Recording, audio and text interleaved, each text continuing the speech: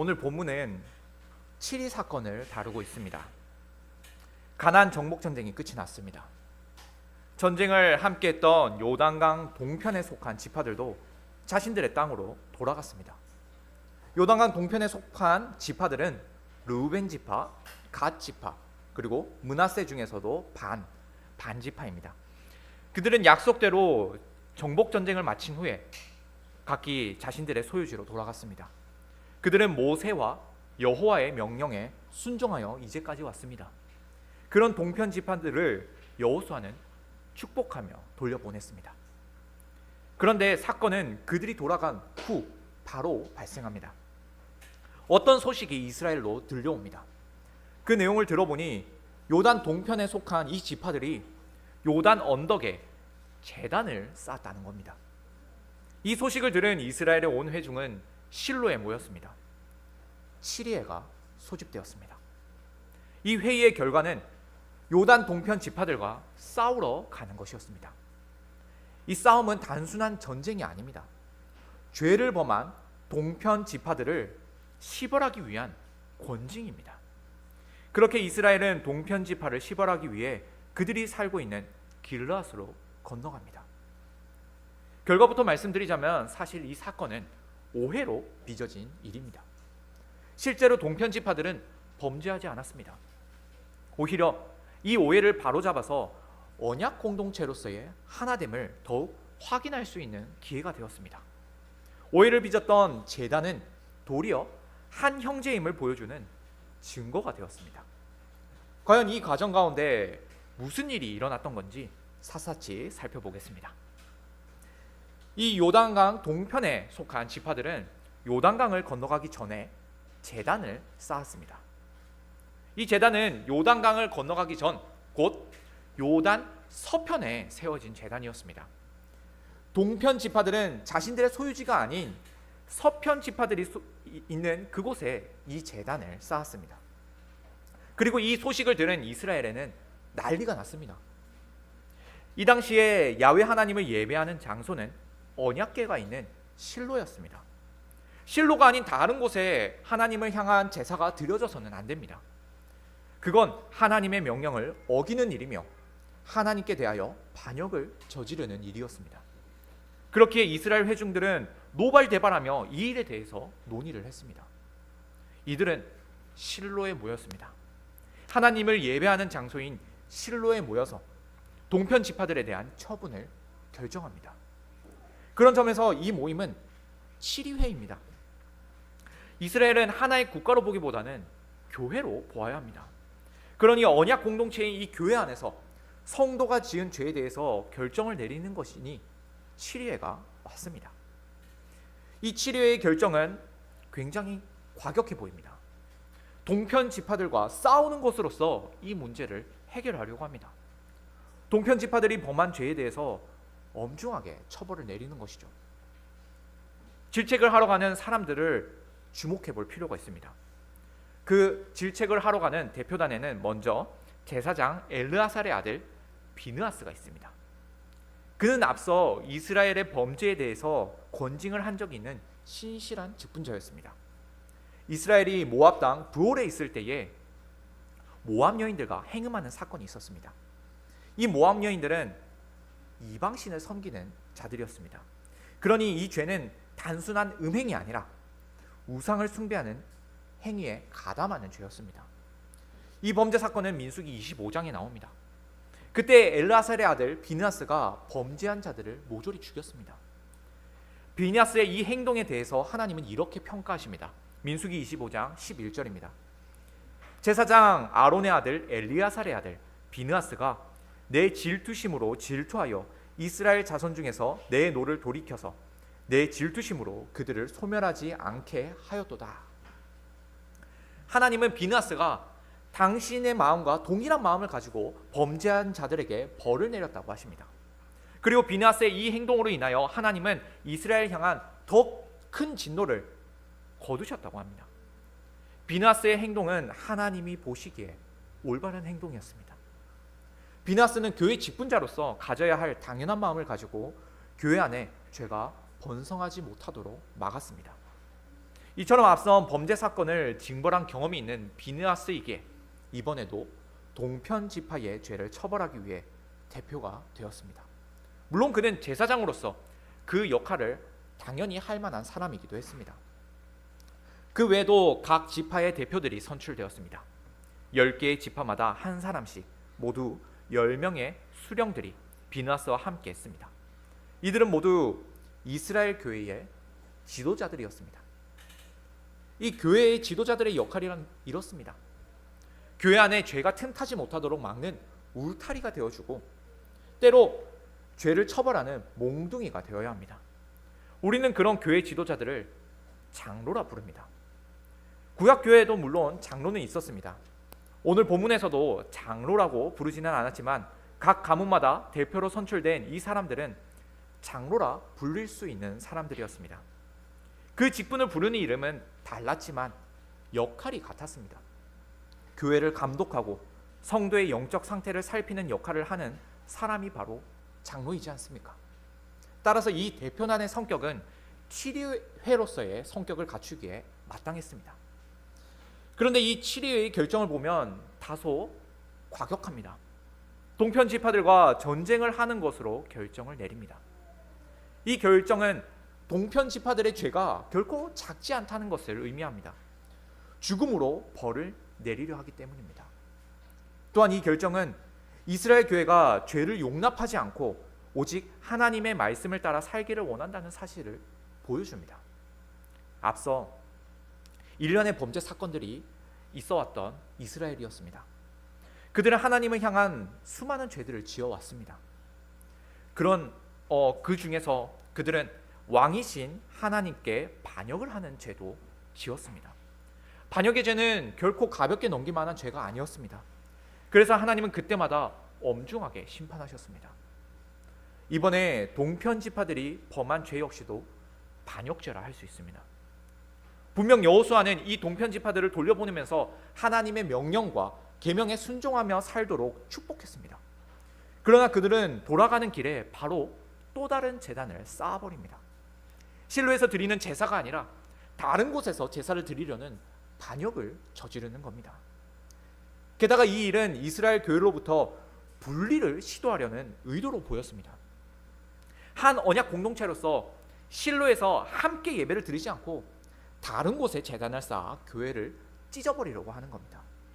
모든 이스라엘이 함께 예배하는 것을 거부하고 있는 겁니다. 그래서 그들의 죄는 하나님의 명령에 불순종하는 반역이며 교회를 찢으려는 참혹한 죄였습니다. 그래서 이스라엘 치리회는 동편 지파가 벌인 이 일을 가볍게 보지 않았습니다. 그저 제단 하나 쌓은 것이 아닙니다. 이 일은 하나님에 대하여 반역을 저지르는 것이며 더 이상 이스라엘과 한 형제임을 거부하는 일이었습니다. 얼마 후 대표단은 동편 지파들이 살고 있는 길르앗에 도착합니다. 그리고 동편 지파들을 불러 질책합니다. 16절입니다. 여호와의 온 회중이 말하기를 너희가 어찌하여 이스라엘 하나님께 범죄하여 오늘 여호와를 따르는 데서 돌아서서 너희를 위하여 제단을 쌓아 너희가 오늘 여호와께 거역하고자 하느냐. 이 질책은 20절까지 이어집니다. 여기에 이 질책 가운데에 두 가지 과거 사건을 언급하고 있습니다. 브올에서의 죄악과 그리고 아간의 범죄 사건입니다. 브올의 죄는 앞서 말씀을 드렸듯이 모압 땅 브올에서 이스라엘 남자들이 모압 여인과 행음했던 그 사건입니다. 여기서 그들은 음행을 저질렀고 또 우상 숭배하는 여인과 행음을 저질렀으니 우상 숭배의 죄도 함께 저질렀습니다. 그리고 아간의 범죄는 여호수아 7장에 나옵니다. 여리고성을 정복할 당시에 하나님은 여리고성에 있는 모든 것들을 진멸하라 하셨습니다. 그 어떤 것도 남겨두지 말라 하셨습니다. 그런데 아간이라는 사람이 탐욕을 품었습니다.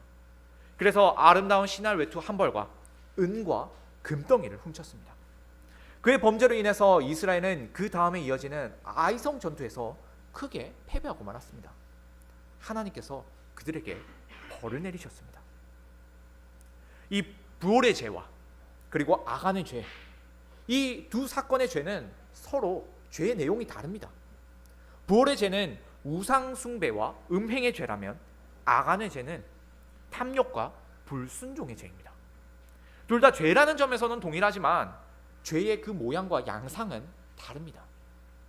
동일한 죄의 모양이라고 보기 어렵습니다. 특히 지금 동편 지파들이 지은 죄와도 연결 지어 볼 때 이 세 사건은 서로 유사점이 없어 보입니다.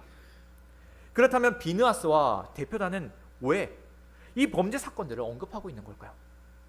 동편 지파들이 제단을 만드는 일과 무슨 관계가 있는 걸까요? 이 사건들 사이에는 분명 공통점이 있습니다. 그건 이 죄로 인해서 이스라엘 전체가 큰 재앙에 빠지게 된다는 것입니다. 부월에서 이스라엘 남자들이 모압 여인들과 행음하고 우상 숭배의 죄를 지었을 때에 하나님은 이스라엘 전체를 심판하려 하셨습니다. 또 아간이 범죄했을 때 하나님은 이스라엘 전체를 아이 사람들의 손에 넘겨주셨습니다. 만일 부월에서나 아간에 대해서나 이스라엘이 즉각 죄를 바로잡지 않았다면 하나님은 이스라엘 전체에게 더욱 큰 재앙을 내리셨을 겁니다. 전체적으로 볼 때에 일부분에 지나지 않는 사소한 죄처럼 보일 수 있지만 이스라엘이 그 죄를 간과했을 때에 하나님은 이스라엘 전체에게 큰 재앙을 내리실 겁니다. 지금 나열된 범죄 사건들의 공통점은 일부분의 죄가 이스라엘 전체를 집어삼킬 수 있다는 점에서 유사함이 있습니다. 그래서 이스라엘의 온 회중은 동편 지파들만이 범죄했지만 이 죄가 이스라엘 전체에게 영향을 미칠 수 있음을 잘 알고 있었습니다. 그저 동편 지파들만의 문제로 넘어갈 일이 아니었습니다. 가만히 놔두다가는 이스라엘 전체가 큰 화를 입을 수 있었습니다. 그래서 당장에 달려와 앞선 두 범죄 사건을 언급하며 더 이상 죄가 퍼져나가지 못하도록 막았던 겁니다. 여기서 누룩처럼 퍼지는 죄의 심각성을 볼 수 있습니다. 치료에는 죄에 대해 이처럼 예민해야 합니다. 작은 죄가 온 교회를 집어삼킬 수 있다는 사실을 기억해야 합니다. 죄 자체가 무서운 것이 아닙니다. 거룩하신 하나님께서 죄를 너무나도 미워하신다는 것이 중요합니다. 작은 죄라도 가만히 놔두는 그런 언약 백성을 하나님은 몹시도 미워하십니다. 하나님은 어떤 죄라도 용납하지 않으시는 거룩하신 하나님이십니다. 그러니 교회의 영적 문제를 감독해야 하는 치례에는 작은 죄에 대해서도 예민하게 굴어야 합니다. 또한 우리는 여기서 이스라엘의 형제 사랑을 엿볼 수 있습니다. 만일 가나안 땅에 사는 이스라엘 사람들이 동편에 사는 지파들을 더 이상 형제로 여기지 않았더라면 이렇게 치리하려고 하지 않았을 겁니다. 더 이상 형제도 아니며 한 언약 공동체도 아닌 자들을 굳이 치리할 이유가 있겠습니까? 그건 자신들의 권한이 아닙니다. 다른 장소에서 제단을 쌓았다고 해서 질책할 필요가 없죠. 어차피 한 언약 공동체가 아니라면 함께 예배를 드릴 이유도 없을 테니 말입니다. 그러니 저들이 다른 제단을 쌓은들 그것이 무슨 상관이 있겠습니까? 하지만 이스라엘 회중은 동편 지파들을 한 형제로 여겼습니다. 당연합니다. 비록 그들이 약속의 땅이 아닌 약속의 땅 가나안이 아닌 그 건너편에 살기는 해도 여전히 한 형제요 한 언약 백성이었습니다. 그래서 그들의 죄에 대해서 침묵하지 않고 곧장 달려와 질책을 했습니다. 제가 어릴 때만 해도 골목에서 담배를 피는 학생들이 있으면 어떤 어린이든 그 학생들을 혼을 냈습니다. 그러나 이제는 그런 일이 없습니다. 만약 요즘도 똑같이 혼을 낸다면 되려 그 학생이 당신이 뭔데 내 일에 참관하냐고 반항을 할 겁니다. 물론 예전 같으면 그런 소리를 한다고 더 얻어맞았겠죠. 이제는 그렇지 않습니다. 반항했다고 더 때리면 오히려 더 곤란해집니다. 이런 일은 비단 학생의 비행을 혼내는 일만이 아니라 우리 사회 전체에 만연합니다. 이 사회에서는 더 이상 다른 사람의 일에 간섭을 해서는 안 됩니다.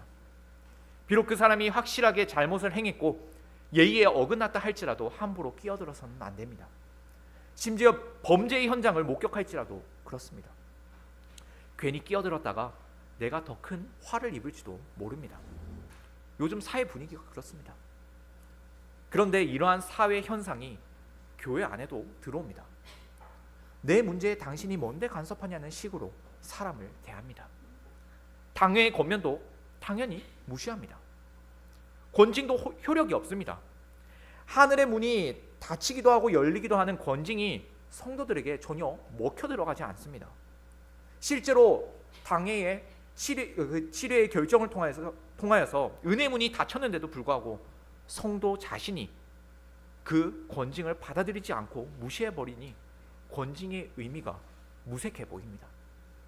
그래서 권징을 시행하지 않는 교회들이 많습니다. 요즘에 권징을 시행하는 교회가 어디에 있는지 찾아보기가 참 어렵습니다. 사실 권징에 대한 오해가 더 크기 때문에 벌어진 일이기도 합니다. 사람들은 혼을 내거나 자신의 잘못을 질책하면 그 사람을 미워한다고 생각합니다. 아닙니다. 관심이 있기 때문에 나무라는 겁니다.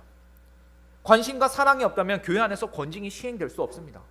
물론 불완전한 사회 속에서는 자신의 감정과 자신의 기분대로 나보다 약한 사람을 꾸짖고 혼내는 사람들이 더 많습니다. 그래서 이런 일들이 불쾌할 겁니다. 문제는 거기에는 기준도 없고 잣대도 없다는 겁니다. 자기 기분대로 상대를 나무라기 때문에 문제입니다. 나보다 어리다고, 나보다 약하다고, 내 기분에 거슬린다고 혼을 내는 거죠. 사랑과 관심보다는 힘의 원리가 작용하는 겁니다. 하지만 교회의 권징은 하나님의 말씀이라는 기준이 있고 사랑이라는 근거가 있습니다. 사랑하는 성도가 하나님의 말씀을 떠나 죄를 짓지 않기를 바라는 마음이 있기 때문에 때로는 권면을 하기도 하고 때로는 강하게 질책도 합니다. 더욱 엄중한 벌을 내리기도 하고 급기야 교회에서 내쫓기도 하며 권징을 시행합니다. 그러나 이 모든 질책과 권징은 성도를 사랑하는 마음에서 출발합니다.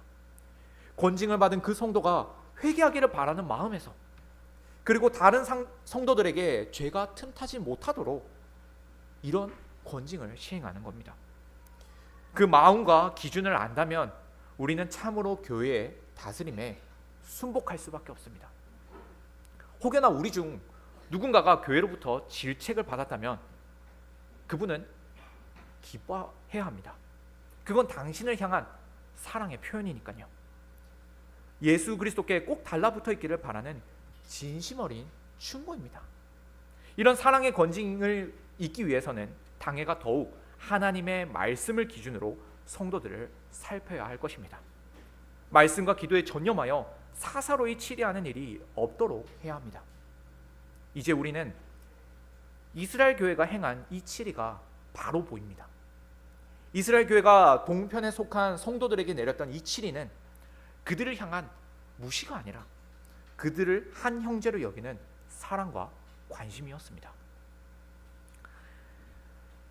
요단 동편의 지파들은 이스라엘 치리회의 질책을 모두 들었습니다.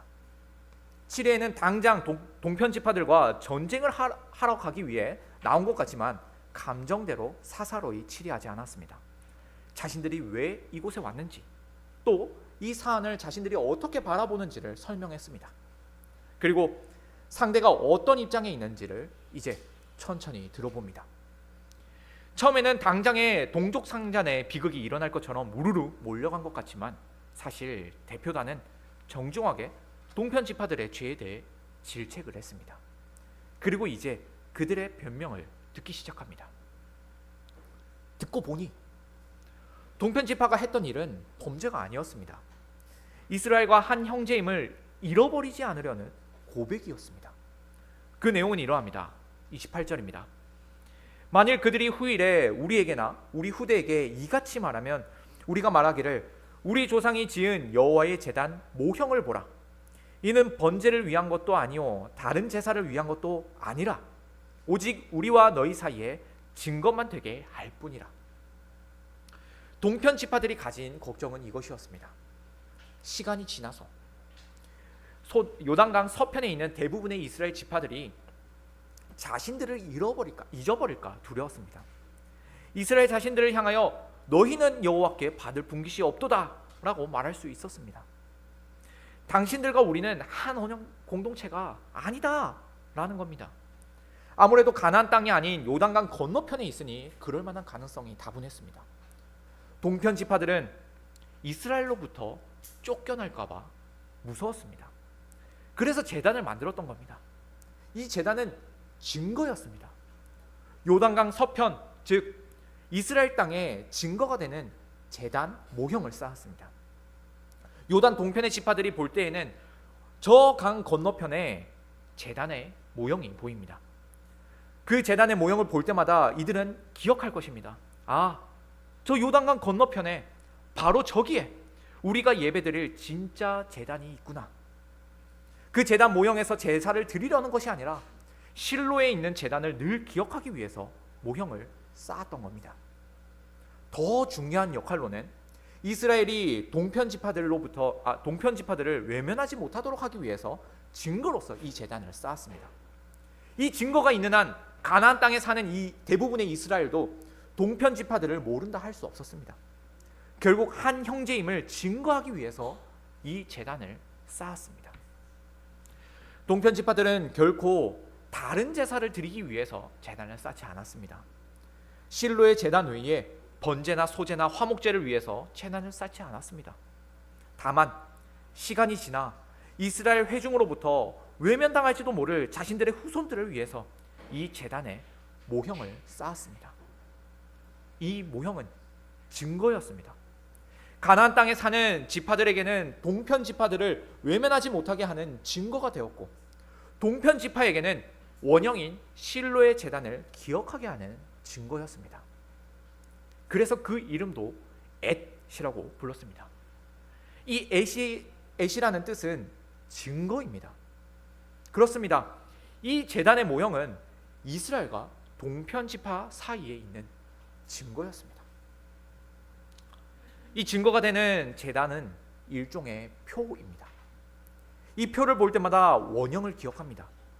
원형은 실로에 있는 장막입니다. 실로에서 드리는 제단입니다. 이 표를 통해서 한 언약 공동체로서 한 믿음으로 한 예배를 드린다는 신앙이 고백됩니다.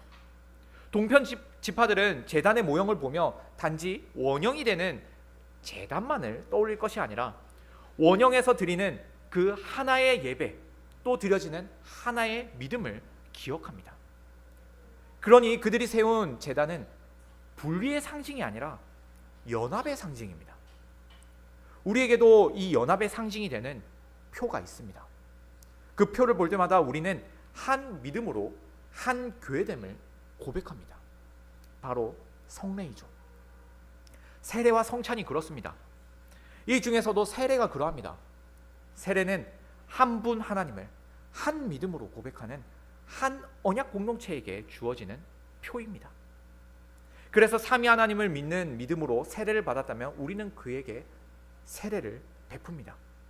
그 세례를 받은 자가 우리와 한 형제임을 고백합니다. 우리는 세례를 거부할 수가 없습니다. 왜냐하면 삼위 하나님을 믿는 한 믿음으로 세례를 받았기 때문입니다. 우리 주님께서 제정하신 이 세례는 완전합니다. 문제가 없습니다. 그래서 세례를 받은 것으로서 언약 백성임을 확인할 수 있습니다. 그러나 사람의 완악함과 교활함이 문제입니다. 참 믿음으로 고백하지 않았더라도 세례를 베푸는 일이 많이 있습니다. 이 사람이 참된 믿음으로 신앙을 고백하는지 살피지도 않고 쉽게 세례를 베풉니다. 거의 주술적인 행위에 가깝죠. 그래서 세례를 받은 것만으로는 참 믿음으로 한 언약 공동체가 되었는지를 확인하기 어렵습니다. 그래서 세례라는 표와 함께 확인하는 것이 있습니다. 신앙 고백입니다.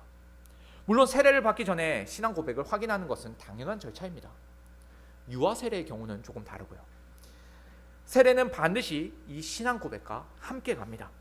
그렇게 이미 세례를 받은 사람이라면 한 언약의 가족으로서 한 성찬상에 참여할 수 있는지를 살피기 위해서 우리는 그의 신앙 고백을 확인합니다. 사실 말이 신앙 고백이지 이는 세례보다 더 본질적인 믿음을 확인하는 겁니다. 세례 역시도 한 믿음으로 받는 것입니다. 에베소서 4장 5절에서 이렇게 말씀합니다. 주도 한 분이시오 믿음도 하나요 세례도 하나요. 주님이 한 분이시듯 그분을 믿는 믿음도 하나요. 그 믿음 안에서 받는 세례도 하나입니다. 우리는 이렇게 참된 신앙 고백과 세례라는 표로서 한 주님을 믿고 섬기는 형제임을 확인합니다. 안타깝게도 이 세례라는 표는 매주일 볼 수는 없습니다. 매주일 세례가 행해지는 것은 아닙니다. 그렇다면 우리는 무엇으로 우리가 한 언약 공동체임을 언제나 확인할 수 있을까요? 바로 성찬입니다. 우리는 매주일 성찬을 행합니다. 이 상에 함께 나오는 것으로서 우리는 한 언약 공동체임을 확인합니다. 한 믿음으로 한 분 주님을 믿고 섬기고 있음을 우리는 고백합니다. 한 상에서 먹고 마시니 우리는 하나님을 아버지로 모시고 교회를 어머니로 둔 한 식구가 맞습니다. 이처럼 신약교회의 세례와 성찬은 한 믿음으로 언약 공동체가 되었음을 증거합니다. 세례가 증거입니다. 성례가 증거입니다. 그리고 이 증거는 성도의 신앙 고백이 됩니다. 우리가 한 분 하나님을 믿고 섬기는 한 형제 자매임을 이 성례를 통해서 우리는 계속해서 고백하고 있는 겁니다. 동편 지파의 답변을 들은 비느하스가 대답을 합니다. 31절입니다. 제사장 엘르아살의 아들 비느하스가 르우벤 자손과 갓 자손과 므낫세 자손에게 이르되 우리가 오늘 여호와께서 우리 중에 계신 줄을 아노니 이는 너희가 이 죄를 여호와께 범하지 아니하였음이니라. 너희가 이제 이스라엘 자손을 여호와의 손에서 건져내었느니라. 비느하스의 이 말에는 세 가지 내용이 담겨 있습니다. 첫째로 하나님께서 이스라엘 모두와 함께 하십니다. 비느하스는 이렇게 말합니다. 우리가 여호와께서 우리 중에 계신 줄을 아노니. 이들 사이에 오간 대화 속에서는 하나님께서 겉으로 드러나지 않았습니다. 하지만 하나님은 그들과 함께 하셨습니다. 하나님은 그들과 함께 하셔서 그들에게 참된 신앙을 주셨습니다. 그리고 그들로 하나의 언약 공동체로서 연합할 수 있도록 꼭 붙들어 주셨습니다. 하나님이 아니고서는 그들에게 참된 믿음을 주실 수 있는 분이 없습니다. 또 그들이 함께 연합할 수 있도록 할 수 있는 분도 없습니다. 하나님은 그렇게 그들과 함께 하셨습니다. 비느하스는 이 사실을 가장 먼저 고백합니다. 둘째로 이런 말을 합니다. 너희가 이 죄를 범하지 아니하였다. 이것은 7위회의 최종 판결입니다. 이 대표단은 사건의 정황을 조사하기 위해 파견되었습니다. 만일 죄가 확실하다면 즉각 심판할 예정이었습니다. 그러나 동편 지파의 변론을 들어보니 그들의 행동은 너무나 사랑스러운 일이었습니다. 교회의 하나됨을 잃어버리지 않으려는 노력이었습니다. 이 사실을 알게 된 7위에는 이제 판결을 내립니다. 너희가 이 죄를 범하지 아니하였다. 하늘의 문을 닫기도 하고 열기도 하는 그 권세를 가진 7위회가 이런 결정을 내렸습니다. 범죄하지 않은 동편 지파들에게는 여전히 하늘의 문이 활짝 열려 있다고 판결을 내립니다. 7위회의 대표인 비느하스의 이 말은 동편 지파에 대한 무죄함을 공식적으로 선포하는 일이었습니다. 셋째로 비느하스는 이렇게 말합니다. 너희가 이제 이스라엘 자손을 여호와의 손에서 건져내었느니라. 도대체 비느하스는 왜 동편 지파가 이스라엘 자손을 모두 구원했다고 하는 걸까요? 원래 비느하스와 수령들은 동편 지파를 심판하기 위해 왔습니다. 그들의 죄가 분명했기에 이스라엘로부터 죄를 끊어내려고 했습니다. 당장 이 죄를 끊어내지 않으면 이스라엘 전체가 하나님으로부터 진노를 받을 수 있기 때문이었습니다. 원래는 죄가 확실했기 때문에 하나님으로부터 재앙을 받을 것도 확실했습니다. 하지만 동편 지파의 무죄함이 밝혀져서 이제 재앙이 임하지 않을 겁니다. 원래는 야훼의 손에 심판을 받을 예정이었지만 그렇지 않게 되었습니다. 그래서 비느하스는 동편 지파의 무죄함이 이스라엘 전체를 구원했다고 말합니다. 구원은 죄에서 건짐을 받는 사건입니다. 이렇게 건짐을 받는 사건을 우리는 구원이라고 하지만 더 이상 죄를 짓지 않고 죄에서 완전히 멀어짐으로써 구원을 누린다고도 말합니다. 구원은 과거에 죄에서 건짐받은 그 사건 하나로 끝나지 않습니다. 우리는 계속해서 구원을 누립니다. 죄와 사망으로부터 완전히 해방되어서 예수 그리스도 안에서 참 자유를 누립니다. 죄가 더 이상 성도를 괴롭히지 못합니다. 그렇게 성도가 죄에서 멀어집니다. 이것이 구원을 누리고 있는 모습입니다. 파견된 대표단이 최종 판결을 선언하며 이제 이 사건이 일단락됩니다. 가서 들어보니 요단강 동편 지파의 답변은 참된 신앙 고백이었습니다. 그들은 이스라엘 교회에 속하기를 원하는 자들이었고 하나님의 교회에 꼭 붙어 있고 싶어하는 자들이었습니다. 그들은 하나님께서 약속하신 기업을 소망하는 자들이었습니다. 그래서 그들의 답변을 들은 대표단은 기뻐했습니다. 흡족했습니다.